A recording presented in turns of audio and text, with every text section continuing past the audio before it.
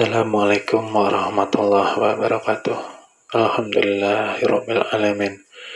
Wassalatu wassalamu ala asrafil anbiya'i wal mursalin sayyidina wa maulana Muhammadin wa ala alihi washabihi ajmain. Asyhadu an la ilaha illallah wahdahu la syarikalah wa asyhadu anna Muhammadan abduhu wa rasulullah. Wala qalla wala quwata illa billahil aliyil azim. Amma ba'd. Assalamualaikum ya Rasulullah, assalamualaikum ya Nabiullah, assalamualaikum ya Habibullah, assalamualaikum ya Aminullah, assalamualaikum ya Sawatullah, assalamualaikum ya Abul Qasim, assalamualaikum ya Imamal Mu'minin wal Mu'minat wal Muslimin wal Muslimat. Allahumma salli ala sayyidina wa maulana Muhammadin nabiyil ummi ahadi bil ali al qadri azimil jahi wa ala alihi wa sahbihi wa salim taslima. Sallallahu ala Muhammad nurun ala nurin wa huwa rabbul arasil azim. Alhamdulillah, kali ini kita masih diberi kesempatan untuk kembali berjumpa kembali. Ingin kami mengingatkan kembali sedikit tentang membangun kesadaran, kebersamaan, keesaan yang selalu bersama Allah Subhanahu wa Ta'ala. Hari ini kita masih diberikan daya hidup, dalam arti kita masih diberi amanah, kita masih diberi kesempatan untuk memperbaiki hidup kita. Maka oleh sebab itu, mari kita pergunakan amanah dengan baik, kesempatan sebaik-baiknya pula. Di dalam arti makna hakikatnya, yang dikatakan diberi kesempatan, kita masih diberi waktu untuk memperbaiki amal ibadah kita, kesalahan-kesalahan kita, kekilafan-kekilafan kita. Koreksilah diri kita masing-masing. Hari ini apa sudah kita lebih baik dari hari kemarin? Atau malah sebaliknya, kita merosot keimanan, kita merosot moralitas, kita merosot di dalam pengendalian diri. Mari kita banyak tawakur. Hidup sebentar saja di dunia, ada batas waktunya. Mari bersungguh-sungguh dalam beragama, bersungguh-sungguh dalam berilmu dan menjalankannya. Banyaklah diam untuk bertafakur. Apakah saya sudah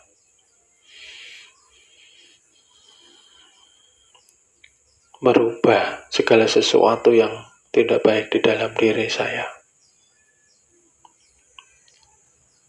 Apakah kita sudah mengoreksi sifat apa yang tidak terkendali di dalam diri kita? Apakah itu dari nafsu amarah? Apakah kita masih mudah terbakar emosi? Masihkah kita mudah tersinggung? Masihkah kita mudah sekali bergesekan dengan sesama dengan hanya berselisih pendapat? Kita sebagai manusia, khususnya sebagai murid, sudah mengenal diri, haruslah bijaksana, dapat melihat dari kacamata yang luas, agar tidak mudah mengambil keputusan. Berpikir dulu, barulah berucap atau bertindak. Itulah yang dikatakan bijaksana. Tidak boleh menghakimi sesama. Karena nafsu amarah ini suka menghakimi. Belum tahu duduk permasalahannya, sudah menyalah-nyalahkan, sudah mengkapir-kapirkan, sudah menyesat-nyesatkan, belum tabayun. Seperti itu contoh. nafsu amarah. Ya. Apakah kita masih mudah tersinggung ketika mendapatkan kritikan, masukan?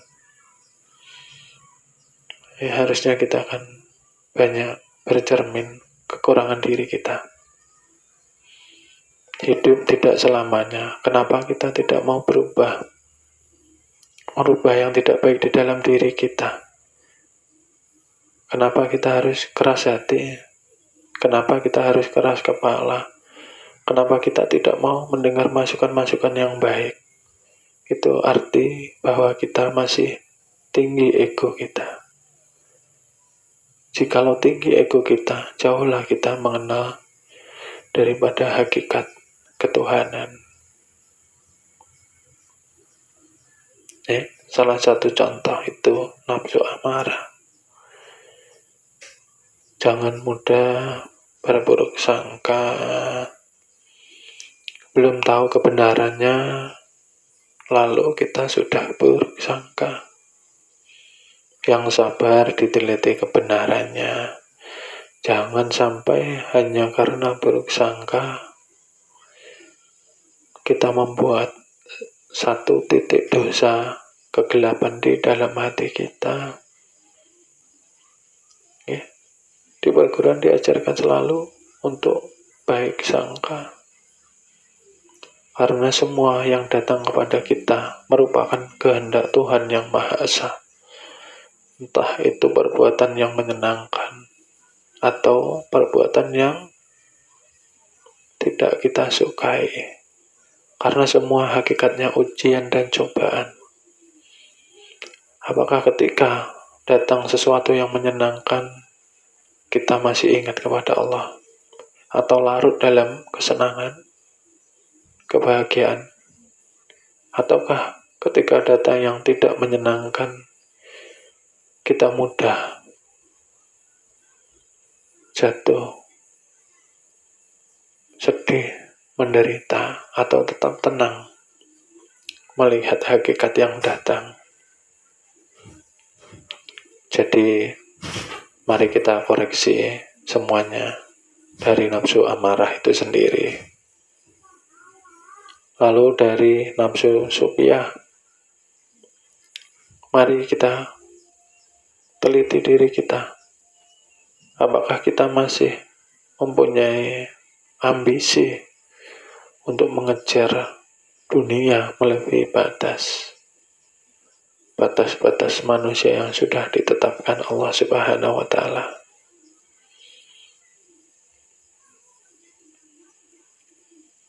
Masihkah kita mengejar yang namanya kenikmatan, kemapanan yang merupakan tolak ukur badan jasmani kita? Apakah kita setiap melihat ingin selalu memiliki, sampai-sampai yang bukan hak milik kita ingin kita miliki? Mari kita banyak tafakur. Apakah diri kita ini masih mempunyai ambisi bekerja? Silahkan, bekerjalah yang baik. Jika saudara bekerja di instansi pemerintah, jadilah pegawai yang baik. Apabila saudara menjadi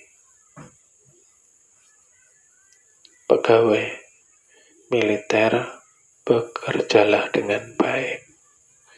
Apabila saudara menjadi petani atau peternak atau nelayan, bekerjalah pula dengan baik.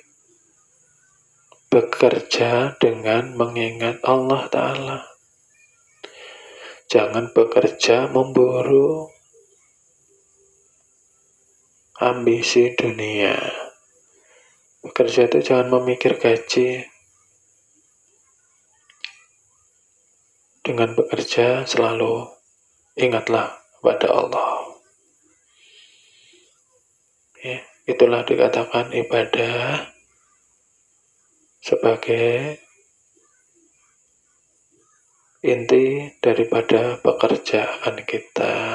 Maka pekerjaan kita akan baik, kita bekerja akan amanah, karena kita tidak mengejar hasil.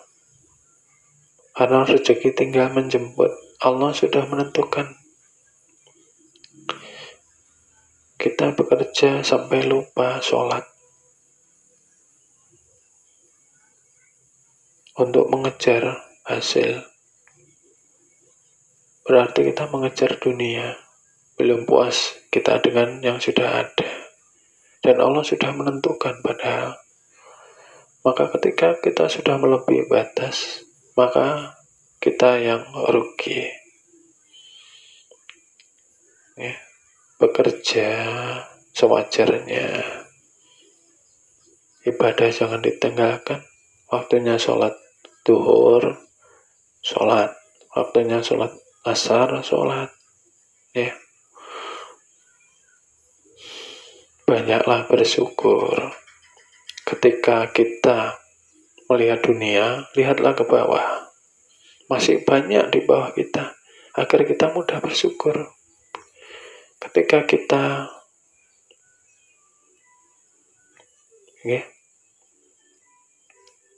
tidak memiliki mobil, bersyukurlah karena masih punya sepeda motor. Ya. Ketika kita tidak mempunyai sepeda motor, bersyukurlah kita masih mempunyai sepeda biasa. Ya. Ketika kita tidak mempunyai sepeda biasa, bersyukurlah kita masih bisa jalan. Ketika tidak bisa berjalan, kita masihlah bersyukur.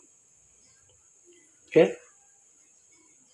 Karena banyak yang meninggal sudah dalam penyesalan. Ingin dihidupkan untuk memperbaiki kehidupan mereka. Ya, agar selalu kita bersyukur. Ya, hidup jangan terlalu liar. Ambisi itu ditata. Semua sudah ditetapkan, kita tidak bisa keluar dari takdir Allah Subhanahu wa Ta'ala. Seandainya kita seumur hidup menjadi miskin, berarti itu hukum timbal balik kepada kita. Berarti dahulu mungkin orang tua kita, mungkin nenek moyang kita tidak mau membiasakan diri bersedekah, tidak mau membiasakan diri menolong orang. Ada tetangganya kelaparan, dia diam. Karena rezeki kan termasuk amanah. Ketika semakin kita dipercaya dengan amanah, titipan, sedang kita amanah untuk memberikan kembali, maka akan ditambah terus. Kalau kita tidak amanah, maka akan diambil. Amanah itu dari Tuhan, karena kita tidak bisa amanah, tidak bisa dipercaya. Maka jangan berkeluh kesah di dalam keadaan kita miskin sekarang. Karena itu anugerah. Allah memberikan namanya kesadaran agar kita tidak lupa. Jangan mengulangi lagi perbuatan mungkin nenek moyang kita yang bakil. Ya, bakil itu pelit bin medit. Ya. Jangan seperti itu. Itu contoh. Ada lagi, ketika hidup kita ini sakit-sakitan, tidak kunjung sembuh, terimalah dengan ikhlas, maka akan menjadi kebaikan untuk kita. Sadari bahwa yang sakit itu merupakan hukum sebab akibat dari Tuhan. Mungkin nenek moyang kita dulu sering menyakiti makhluk hidup. sering membunuh makhluk hidup, dan makhluk hidup yang dibunuh dulu tidak ridho, tidak rela, maka jatuh ke anak cucunya, jadi sakit-sakitan. Solusinya bagaimana? Jangan berkeluh kesah, terima dengan ikhlas, perbanyak ibadah. Insya Allah nanti semuanya akan diangkat, ya. Yang tadinya kurangan harta benda, dengan ikhlas, dengan terus beramaliyah dengan baik, tidak putus asa, maka akan diangkat kemiskinannya. Yang sakit begitu pula, jangan banyak berkeluh kesah, jangan pergi ke dukun, ke paranormal, nanti malah syirik, salah jalan, sesat. Ikhlas terima, perbanyak menyayangi makhluk hidup, banyak menyayangi sesama. Ketika kita di puncak keikhlasan, insya Allah penyakit itu akan Allah angkat. Tapi ingat, ketika kita kembali diberi kesehatan, jangan kubur nikmat. Karena kebanyakan manusia yang sudah diberi kesehatan lupa dengan Tuhannya, lupa mengingat. Lalu mereka bersenang-senang, sekehendak semaunya sendiri. Dikatakan setiap waktu haruslah mengingat Allah. Kenyataannya malah banyak bersendagurau, banyak digunakan waktu untuk bermain-main dengan permainan yang sia-sia saja, tidak ada manfaatnya. Maka waktu ini semakin berjalan mundur, mendekati perjanjian hidup kita. Janji kita akan bertemu dengan Tuhan kembali, karena berasal kita dari Allah, kembali kita kepada Allah. Nanti bagaimana di akhir perjanjian? Apakah kita bisa menepati untuk bertemu kembali kepada Allah, atau kita tidak bisa bertemu karena kita tidak amanah? Itu tadi supiah. Dan kembali mutmainah. Coba kita introspeksi. Apakah di dalam hati kita yang paling dalam, kita masih ada merasakan diri paling hebat? Apakah di dalam hati kita merasakan diri kita ini paling pintar, paling berilmu? Apakah kita masih merasa di atas kemampuan rata-rata manusia lainnya? Di sini dikatakan nafsu mutmainnah, merasa paling hebat, paling suci, paling benar, paling berilmu. Itu salah satu sifatnya Izazil atau sifat iblis. Yang dikarenakan itu dia terusir dari surga Allah Subhanahu wa ta'ala. Tanamlah ilmu padi di dalam diri kita. Semakin banyak ilmu yang kita pahami, semakinlah sembunyi. Jangan diperlihatkan kepintaran itu. Jangan diperlihatkan ilmu untuk tujuan menyombongkan diri. Jangan tunjukkan ilmu untuk merendahkan sesama. Jangan menunjukkan ilmu agar ingin diakui kita alim. Kita sama semua. Hakikatnya semua akan nurullah, menjadi nur Muhammad. Zuhir menjadi seluruh ciptaan Tuhan. Maka di situ kita tidak boleh sombong atau takabur. Tidak boleh menganggap remeh orang.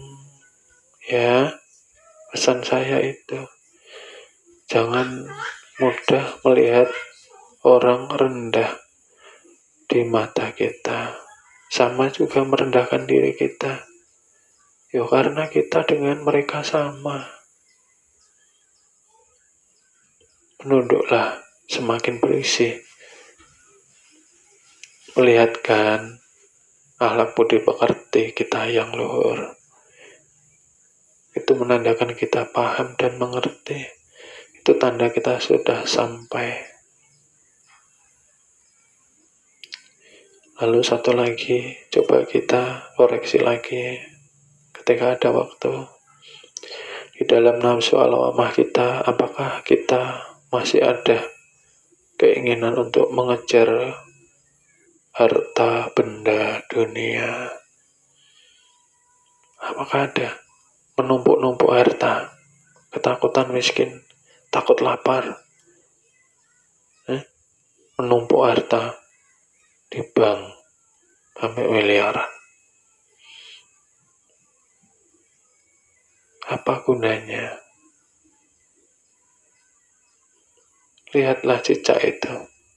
Tidak punya persediaan, hidup aja. Allah sudah tentukan rezekinya. Kalau manusia yang tamak masih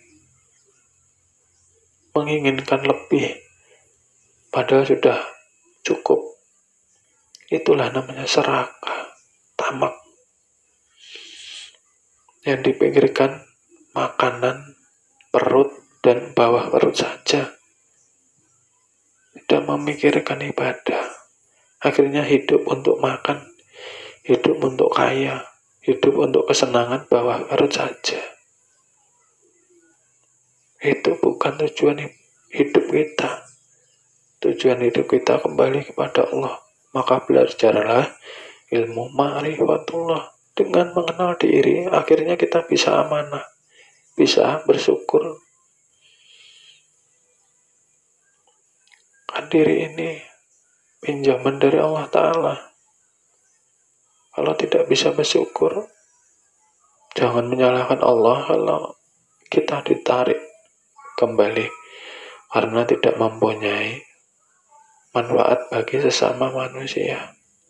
Maka koreksi. Semoga hari ini lebih baik dari hari yang kemarin. Kita saling mendoakan, kita saling memaafkan. Jangan menaruh dendam di hati, jangan menaruh kebencian di hati. Karena itu penyakit. Tebarlah kasih sayang. Karena Islam ini rahmatan lil alamin. Cukup sekian, singkat saja. Mohon maaf apabila ada kata yang kurang berkenan di hati saudara. Apabila ada salah, itu dari kami. Apabila ada kebenaran, itu dari Allah Subhanahu wa Ta'ala. Terima kasih. Semoga bermanfaat. Semoga kita bertemu kembali di kesempatan lain. Assalamualaikum warahmatullahi wabarakatuh.